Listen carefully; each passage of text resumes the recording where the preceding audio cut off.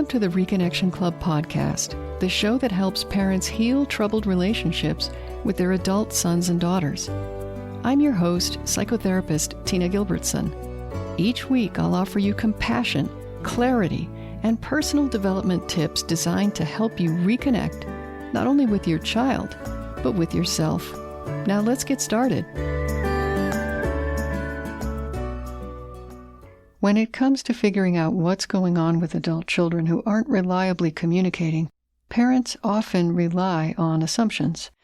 And that's not always avoidable. Understanding and healing the parent-adult-child relationship may require the parent to fill in some blanks without help, especially around the feelings and needs of the adult child in the context of their shared relationship.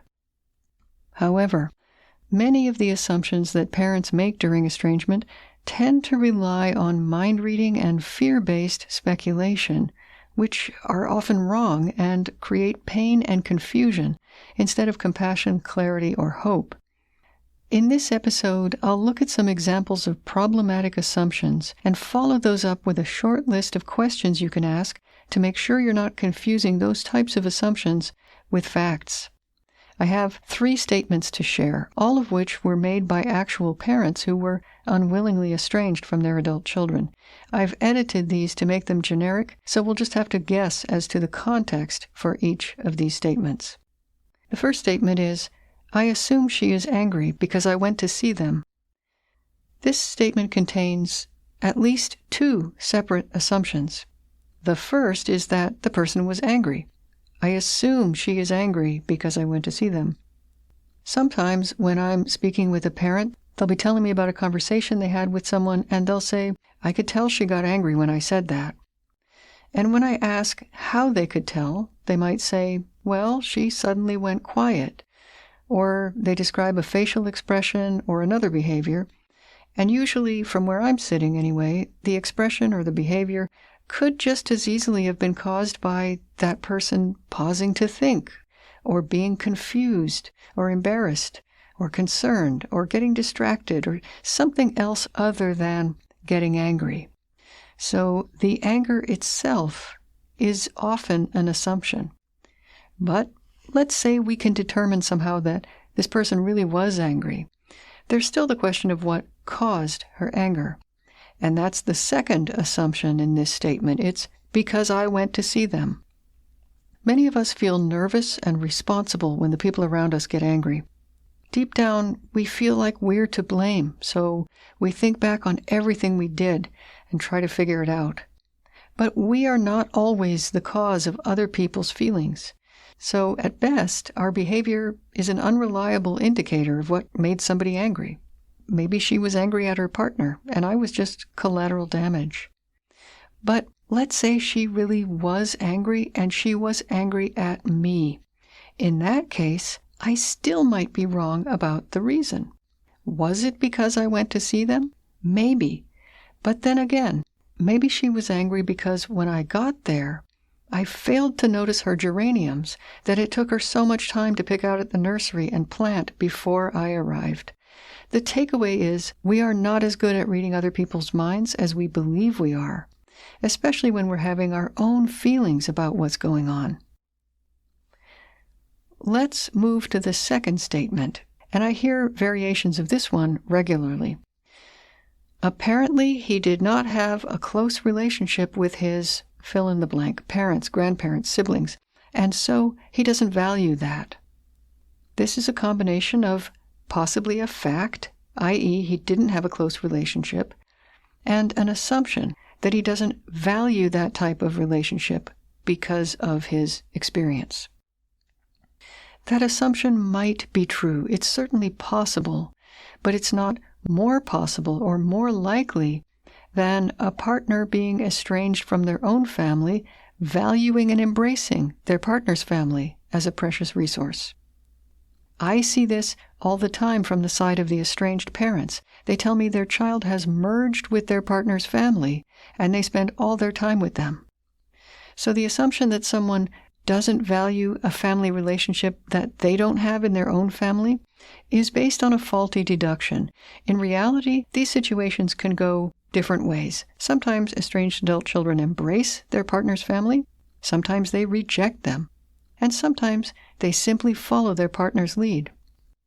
One's own family relationships are just one factor of many in how they respond to their partner's family. Lastly, here's one more statement with an implicit assumption. I am sure she wonders why I never see the grandchildren. This is where the famous quote comes in from Anais Nin, who said, "We see things not as they are, but as we are."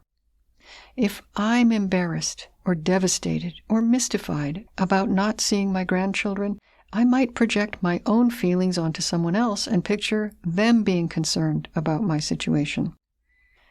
But as we know, other people rarely spend much time thinking about our struggles because they're preoccupied in thinking about their own and wondering if you and I are judging them. So, being sure about what someone is thinking about you should maybe give you pause. A, it's unlikely they're thinking about anyone very much at all, and B, if they do think about you, there's no telling what they may be thinking. They may be obsessed with your beautiful cheekbones and wishing they had your bone structure. I encourage you and me to put all of our assumptions through a process of inspection by asking ourselves the following questions every time we think we know something about someone else's thoughts or feelings. These questions may be especially helpful when we feel unhappy about the conclusions that we're drawing. Number 1, do I know this for a fact? Check out episode 160, Emotional Reasoning, before you answer that question. Number 2, is this the only possible explanation? Usually the answer is no. Take just 30 seconds and see if you can brainstorm another explanation for what you've observed. Number 3, does this make sense from the point of view of the person I'm thinking about? If it seems like your adult child or their partner got angry for some minor or bizarre reason, what would they say was the real reason? And number 4, am I mistaking my own experience for someone else's? Ask yourself how you feel deep down. Do the thoughts or feelings you're seeing in others match yours? There's a very common human tendency to assume that others feel the way we do. Sometimes we project our feelings onto others without even knowing that we have those feelings. Other times we know very well how we feel, and we assume that others must feel the same way. Whenever you find that you've made an assumption, first, cut yourself slack. You're doing the best you can with limited information. But if your assumptions lead you to feel angry, scared, sad, or hopeless, put them through that filter of those 4 questions. During estrangement, there's often no way to know exactly what's going on in the mind of your child or their partner or anyone else who might be involved. But if you pay attention to what's going on in your own heart and mind, over time, you might develop a deeper understanding and appreciation of the human condition. And instead of making fearful and flawed assumptions that put you in a worse position, perhaps your thinking will expand to encompass a wider range of possibilities. If you're not sure how to process all of it, try on the assumption that everyone involved is really doing the best they know how to do with the tools and skills and experience they have, and in the context of personal struggles that you might not know about. Until next time, remember that you are a loving, lovable, and still growing human being. So please take good care of yourself.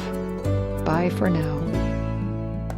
If you've enjoyed this episode of the Reconnection Club podcast, I invite you to check out reconnectionclub.com. The Reconnection Club is for parents at any stage of estrangement from their adult, child, or children.